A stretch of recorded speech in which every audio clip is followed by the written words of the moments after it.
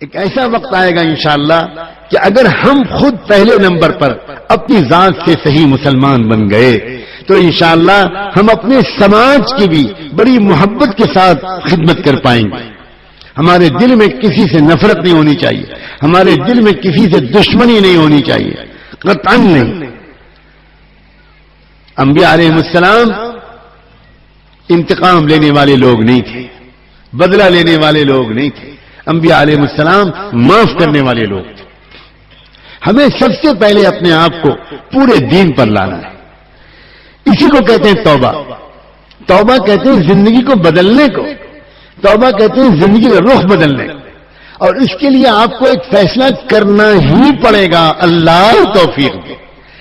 آج آپ توبہ کریں اور پھر فوراً بلا تاخیر یہاں کے علماء سے پوچھیں کہ مجھے اپنی زندگی کو بدلنا ہے, میں کیا کروں, میں کہاں جاؤں. یہ جو کہا جاتا ہے کہ بھئی کچھ اچھے ماحول میں رہو, کسی اللہ والے کے پاس جاؤ, کچھ اللہ والوں کی نظر تم پر پڑے, اللہ کو صبح شام یاد کرنا سیکھو, اپنے دل کو بدلنا سیکھو, اپنے جذبات پر قابو پانا سیکھو, اپنی تمناؤں کو بدلنا سیکھو. یہ بلا وجہ نہیں کہا جاتا. اگر آپ کو اتنی بڑی تبدیلی باہر کے سماج میں لانی ہے تو پہلے اتنی بڑی تبدیلی اپنے اندر لانی پڑے گی.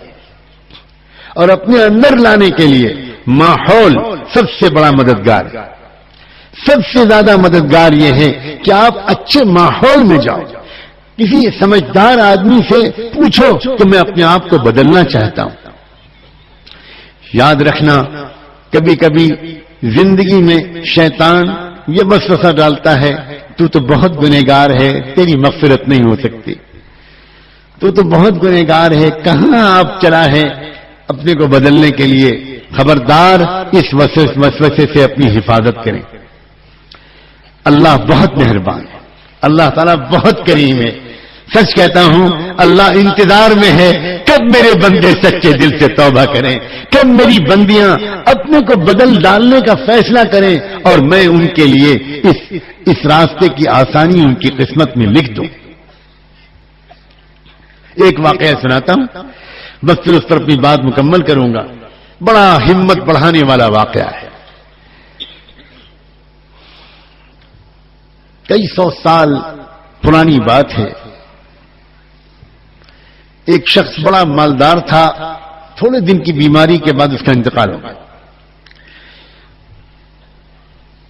اس کا اکلوتا بیٹا تھا, نوجوان.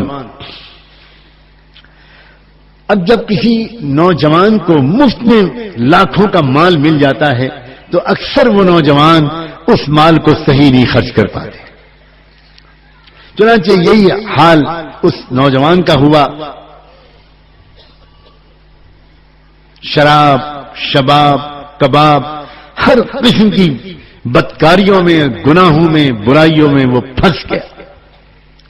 ماں, اس کی بیوہ ماں بہت نیک تھی, بار بار اپنے بیٹے کو سمجھاتی تھی, خوشامد کرتی تھی کہ بیٹا یہ سب مت کرو, یہ تباہی کا راستہ ہے, یہ ہلاکت کا راستہ ہے. لیکن جوانی کا نشہ, مفت کی دولت کا نشہ اس نوجوان کی سمجھ میں کچھ نہیں آتا تھا.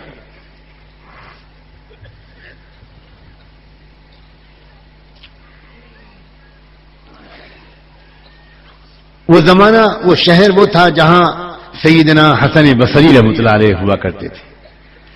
اور وہ ماں حضرت حسن بصری کے بیانات اور مجلسوں میں شریک ہوتی تھی, بہت فائدہ اٹھاتی تھی. وہ بار بار سمجھاتی تھی اپنے بیٹے کو, بیٹا چل میرے ساتھ چل, حضرت کی مجلس میں ایک بار تو شریک ہو جا, شاید تیرا دل وہاں بدل جائے.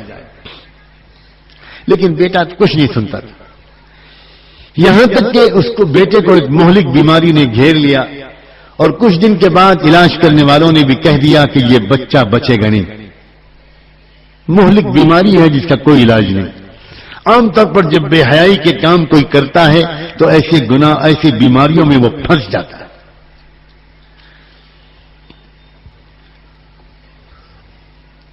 سمجھاتی رہی ماں, لیکن بیٹا نہیں مانا. یہاں تک کہ بستر سے لگ گیا اور دن بدن اپنی موت سے قریب ہونے لگا. ایک وقت آیا کہ خود نوجوان بیٹے کو بھی اس بات کا احساس ہونے لگا کہ اب میں نہیں بچوں گا. تب اس کے دل میں تھوڑی سی ایک فکر پیدا ہوئی اور اس نے اپنی ماں کی خوشامد کی کہ ماں میں توبہ کرنا چاہتا ہوں مگر مجھے توبہ کرنا نہیں آتا. بہت سمجھاتی رہی آپ مگر مجھے توفیق نہیں ملی. اب تو میں سمجھ رہا ہوں کہ میں بس صبح شام کا مہمان ہوں. آپ ایک کام کریں, آپ چلی جاؤ حسن بصری کے پاس, وہ تو بڑے اللہ والے ہیں, ان سے یہ کہہ دو کہ ایک نوجوان توبہ کرنا چاہتا ہے, گنہگار ہے, بدکار ہے, لیکن اس کو توبہ کرنا نہیں آتا. وہ آ جائیں, مجھے توبہ کرا دیں, میں توبہ کر لوں گا تو میں بچ جاؤں گا. ماں خوش ہو گئی, جلدی سے تیار ہو کر گئی پردے کے ساتھ, ان کی خدمت میں حاضر ہوئی, سلام کیا, تعارف کرایا. حضرت میں وہ بیوہ عورت ہوں جو میں بار بار اپنے بیٹے کے لیے آپ سے دعا کے لیے کہتی تھی. آج اس بیٹے نے مجھے بھیجا ہے, اب بستر سے لگ چکا ہے, موت قریب ہے, مگر اس نے یہ کہہ کر بھیجا ہے اگر حضرت تشریف لے آئیں گے مجھے توبہ کرا دیں گے, میں توبہ کر لوں گا. میں توبہ کرنا چاہتا تو ہوں مگر مجھے توبہ کرنا نہیں آتا. حضرت آپ چلے چلیے, بڑا احسان ہوگا, اب توبہ کرا دیں. حضرت حسن بصری نے کہا کہ نہیں بھائی میں اس وقت تو نہیں جا سکتا, مجھے تو درس دینا ہے. سینکڑوں اور ہزاروں لوگ درس حدیث کے لیے بے چین انتظار میں بیٹھے ہیں, میں اس وقت تو نہیں جا سکتا. معذرت کر لی انہوں نے. ماں بیچاری اداس واپس آ گئی. بیٹا دروازے کو تک رہا تھا. ماں کیا ہوا؟ ماں نے کہا بیٹا تو بڑا بدنصیب ہے, میں زندگی بھر تجھے ان کے پاس لے جانے کی بات کرتی رہی, تو نہیں گیا, آج ان سے کہا تو وہ نہیں آئے, تیرا نصیب ہی خراب. بس بیٹا رونے لگا. روتے روتے اس نے کہا ماں گواہ رہنا, میں اپنے اللہ سے توبہ کرتا ہوں. اور کہنے لگا اللہ آپ مغفرت کے لیے حسن بصری کے محتاج نہیں ہیں, اللہ آپ ان کی آمد کے محتاج نہیں ہیں. اللہ دنیا کا سب سے بڑا مجرم بندہ اس وقت آپ سے معافی مانگ رہا ہے, اللہ مجھے معاف کر دیجئے, میں جان رہا ہوں اب میں آپ کے پاس آنے والا ہوں, اللہ مجھے سزا مت دیجیے گا, اللہ مجھے معاف کر دیجیے گا. یہ کہا اور یہ کہتے کہتے ماں سے کہنے لگا ماں میں چلا, اور چلتے چلتے دو باتیں کہتا ہوں, مان لینا مجھے مرنے کے بعد مسلمانوں کے قبرستان میں مت دفن کرنا, مجھے اسی گھر کے کسی آنگن کے کونے میں دفن کر دینا. اگر مسلمانوں کے قبرستان میں دفن کرو گی تو مجھے اتنی سخت سزا ملے گی کہ میرے بغل میں جو مردہ ہوگا اس کو بھی تکلیف پہنچے گی, اس لیے مجھے مسلمانوں کے قبرستان میں مت دفن کرنا ماں. اور دوسری بات یہ ہے میرے مرنے کے بعد اپنے دوپٹے چادر سے میرے گلے میں پھندا ڈالنا اور میری لاش کو مرے ہوئے کتے کی طرح اس شہر کی سڑکوں اور گلیوں میں گھسیٹنا, تاکہ میرے دوست نوجوان ساتھی یہ دیکھیں کہ اس طرح کی زندگی گزارنے والے کا یہ حشر ہوتا ہے, شاید وہ پہلے ہی توبہ کر لیں. ماں میری دونوں باتوں کو مان لینا, کلمہ پڑھا, استغفار کا کلمہ پڑھا اور جان نکل گئی.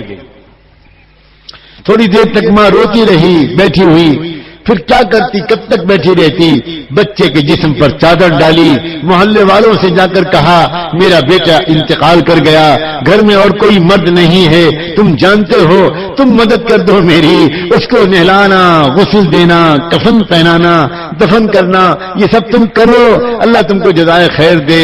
میں پردے میں جاتی ہوں, تم اس کے بدن کو, جسم کو, لاش کو اٹھا لاؤ اور پھر اس کی تیاری کرو, تجہیز و تدفین کی. لوگوں نے کہا بہت اچھا, آپ الگ ہو جائیے, میں ابھی ہم لوگ آتے ہیں اور لے جاتے ہیں اور خدمت کریں گے, آپ بالکل فکر نہ کرو. ماں نے کہا جب جنازہ تیار ہو جائے تو مجھے اطلاع کر دینا. ان لوگوں نے پوچھا کہ جنازہ کون پڑھائے گا, کہنے لگی آپ لوگ آپس میں مشورہ کر لینا, جس کے بارے میں مشورہ ہو جائے وہ نماز جنازہ پڑھا دے. پھر ایک دم سے ماں کو خیال آیا, اور ماں اپنی مامتا سے مجبور, ماں اپنی محبت سے مجبور, ماں وہ ایک مرتبہ پھر برقع اوڑھ کر حضرت حسن بصری کے پاس حاضر ہوئی, اور وہاں جا کر پھر ایک مرتبہ کہا وہ نوجوان کے لیے میں آپ کے پاس آئی تھی کہ چل کر توبہ کرا دیجئے, اس کا انتقال ہو گیا ہے. حضرت میں آپ کو اللہ رسول کا واسطہ دیتی ہوں, ایک مرتبہ آپ اتنا کرم کر دیجئے, آ جائیے اور میرے بیٹے کی نماز جنازہ پڑھا دی. شاید آپ کی نماز جنازہ پڑھا دینے کی برکت سے میرا بیٹا سزا سے بچ جائے، اس کی مغفرت ہو جائے۔ حضرت حسن بصری سنتے ہی جلال میں آ گئے، کہنے لگے میں ایسے شخص کی نماز جنازہ نہیں پڑھا سکتا جس نے کبھی زندگی میں کوئی نماز نہ پڑھی ہو، میں نہیں پڑھاؤں گا۔ ماں پھر واپس آ گئی اور واپس آ کر اس نے محلے والوں سے کہا کہ آپ لوگ جس کے بارے میں رائے مشورہ ہو اس کو طے کر لیجئے گا اور وہ نماز پڑھا دے۔ سب تیاری کے بعد محلے والے مشورے کے لیے بیٹھے ہوئے تھے کہ کون نماز جنازہ پڑھائے۔ اتنے میں دروازے پر دستک ہوئی اور ماں دروازے پر گئی، پردے کا خیال کر کے پوچھا کون صاحب ہیں؟ تو باہر سے جواب آیا میں حسن بصری ہوں۔ ماں حیران رہ گئی، کہنے لگی حضرت آپ آ گئے، اللہ آپ کے درجے بلند کرے، اللہ آپ کے درجے بلند کرے، یہ آپ کی مہربانی ہے کہ آپ آ گئے۔ ٹھہریے میں بھاگ کے جاتی ہوں، کہیں لوگ نماز جنازہ شروع نہ کر دیں۔ کہنے لگے حضرت حسن بصری بہن پہلے سن تو لو کہ میں کیوں آیا ہوں، میں نے تو تم کو ڈانٹ کے بھگا دیا تھا، واپس کر دیا تھا، اس کے بعد میرے قیلولے کا وقت تھا، میں ذرا دیر کے لیے لیٹا، میری آنکھ لگی، مجھے ایسا سنائی پڑا جیسے اللہ مجھے ڈانٹ رہا ہے اور اللہ کہہ رہا ہے حسن تم میرے کیسے ولی ہو کہ تم میرے ایک دوست کی نماز جنازہ پڑھنے سے انکار کرتے ہو، جلدی جاؤ اور جا کر نماز جنازہ پڑھاؤ ورنہ تمہارے پاس جو کچھ ہے میں سب چھین لوں گا۔ بہن احسان میرا نہیں ہوگا، احسان تمہارا ہوگا، تم مجھ سے نماز جنازہ پڑھوا لو ورنہ میں ہلاک ہو جاؤں گا۔ اے دہال کے اور اس علاقے کے آنے والے ہزاروں سینکڑوں نوجوانوں، اللہ بھائیوں اور بہنوں، ایک زندگی بھر کا گنہگار چلتے وقت اگر توبہ کرتا ہے تو اللہ اس کو اپنا دوست بنا لیتے ہیں۔ اگر آج کی رات اتنے بڑے مجمع میں جس میں نہ جانے کتنے صالحین اور صلحاء ہوں گے، اگر آج کی رات ہم سب کے دل سے توبہ کریں گے کیا اللہ ہمیں معاف نہیں کر دے گا؟ کیا ایک نئی زندگی ہماری شروع نہیں ہو سکتی؟ آج بڑی امیدوں کے ساتھ ہم اور آپ ہاتھ اٹھائیں اور اللہ تعالیٰ سے گر گرا کر مانگیں۔ یاد رکھنا جس طرح ایک بچہ جب اپنی ماں سے کسی چیز کے مانگنے کی ضد کرتا ہے تو وہ نہیں دیکھتا کہ پھوپھی کیا کہیں گی، خالہ کیا کہیں گی، باجی کیا کہیں گی، وہ روتا ہے، مچلتا ہے، ضد کرتا ہے، یہاں تک کہ اپنی بات منوا لیتا ہے۔ اللہ کرے کہ ہم اللہ سے جب مانگیں تو ہمیں اس بات کا بالکل خیال نہ رہے کہ پاس والے لوگ کیا کہیں گے۔ اللہ ہمیں تڑپ تڑپ کر مانگنے کی توفیق عطا فرمائے، اخلاص کے ساتھ مانگنے کی توفیق عطا فرمائے اور ہم کو ایک بار پھر ایسی امت بنا دے جو امت دنیا کے اندر ایک بار پھر وہ تبدیلی لے آئے۔ آج اللہ سے مانگنا ہے، معافی مانگنا ہے، ہدایت مانگنا ہے، آگے کے لیے توفیق مانگنا ہے، دین اور دنیا کی بھلائیاں مانگنا ہے۔ اللہ سچے دل سے توبہ کرنے کی اور گر گرا کر تڑپ تڑپ کر معافی مانگنے کی اللہ مجھے اور آپ کو توفیق عطا فرمائے۔